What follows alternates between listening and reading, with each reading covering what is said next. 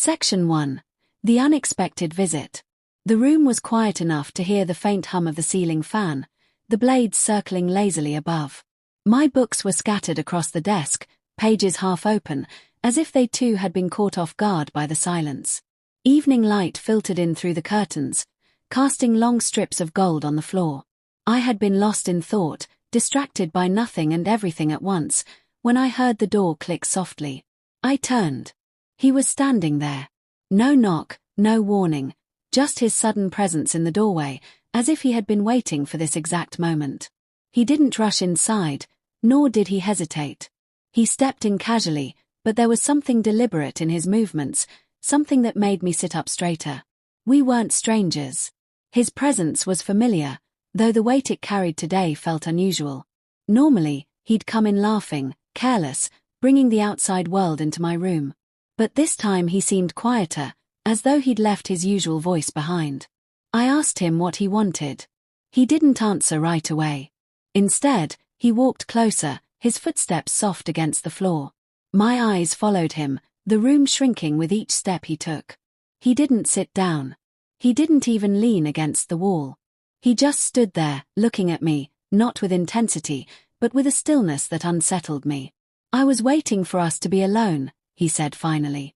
His voice was low, like he was sharing something that wasn't meant for anyone else. I frowned, unsure whether to take his words lightly or seriously. "Alone?" I asked, though it was obvious. The door was shut. The house was quiet. The moment belonged to only the two of us. He nodded once, then leaned a little closer. "There's something I want you to do. Something I think only you can do with me."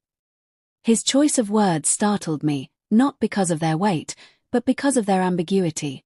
I wanted to ask a dozen questions, but my throat felt dry.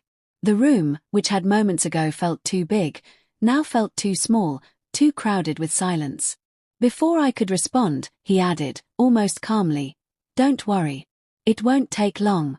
But I couldn't ask you if anyone else was here."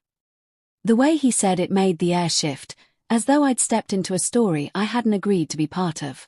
My mind raced with possibilities, each one more confusing than the last.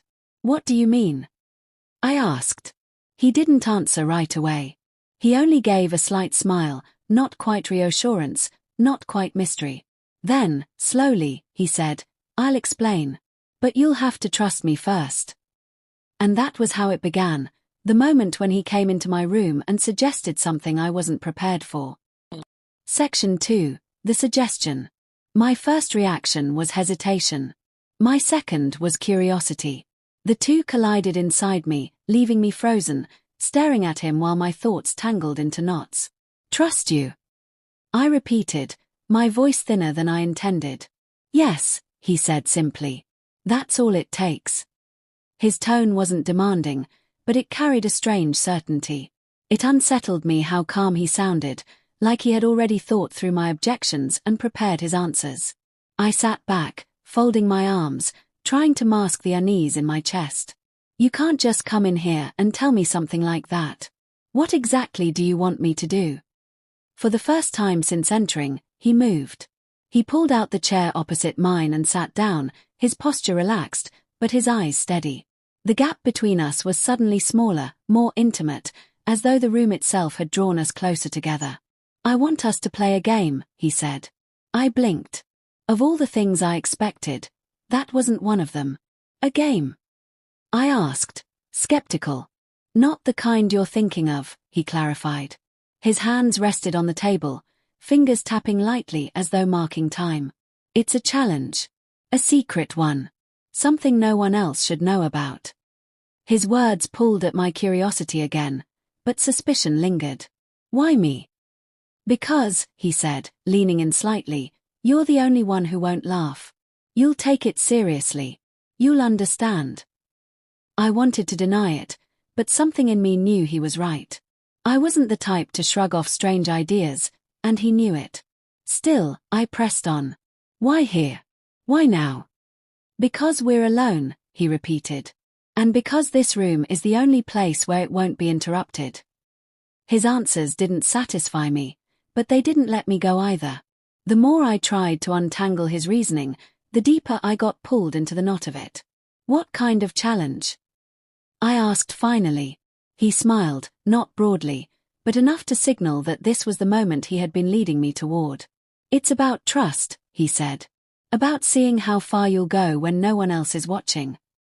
The weight of his words pressed against me.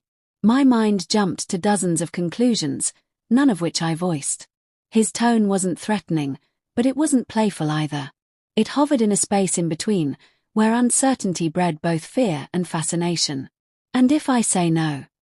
I asked quietly. Then nothing happens, he said, shrugging. You'll forget this conversation. I'll walk out that door, and it'll be like it never occurred. But if you say yes, he paused, letting the silence fill the gap. Then you'll understand why I came here today. I looked at him, at the seriousness in his expression, and felt the weight of the decision pressing down on me. And against my better judgment, I whispered, "Fine. I'll do it." His smile widened, not triumphant but satisfied, as if the game had already begun. Section 3, the act. The moment I said yes, the air shifted. It was subtle, but I felt it, like a current of electricity humming quietly between us. He leaned back in his chair, no longer pressing me for answers. Instead, he looked almost satisfied. "Good," he said softly. "Now listen carefully." He reached into his pocket and pulled out a small folded slip of paper. He slid it across the table toward me, the faint scratch of paper onward sounding louder than it should have. I hesitated before touching it, as if something invisible lay between my hand and the note. "Open it," he said. My fingers trembled as I unfolded the paper. Inside was a single line, written in his uneven handwriting. "Do not speak. Do not move. Just follow what I say." I looked up sharply. "What kind of game is this?" He didn't answer directly. "It's simple," he replied. "It's about control. About whether you can let go of yours long enough to let me guide you." The words unsettled me more than I expected. My instinct screamed to back away, but something deeper held me in place, a strange magnetism, a curiosity that refused to let go. He stood and walked slowly to the other side of the room, his movements deliberate, unhurried. "Stay there," he instructed. "Don't ask questions. Just watch." And so I did. The minutes that followed stretched thin, each second heavy. He moved around the room, touching objects lightly, a book, a pen, the curtain cord, each gesture purposeful yet unreadable. I tried to guess what he was building toward, but his silence left me chasing shadows. At one point he stopped and looked directly at me. "Close your eyes," he said. My heart pounded. Trust, I reminded myself. That's what this was about. Slowly, I obeyed, letting the darkness press in around me. I heard him step closer, felt the faint shift in the air as he drew near. My body tensed, but I didn't move. He didn't touch me, not once. Instead, he spoke in a low voice right beside me. "Do you feel it? How different the room is when you can't see. When you have to rely on something other than your eyes." I swallowed hard, nodding. "Good," he murmured. "That's the point." For several moments, he gave simple commands: lift your hand, place it down, turn slightly. None of them harmful, but each one forcing me to surrender control piece by piece. My trust wavered, but I stayed. Then, just as suddenly as it began, it ended. "You can open your eyes now," he said. When I did, he was already seated again, calm and composed, as if nothing unusual had happened. But the silence between us was louder than before. I realized with a shiver, this wasn't a game anymore. Section 4, the aftermath. The silence after his last words lingered like smoke.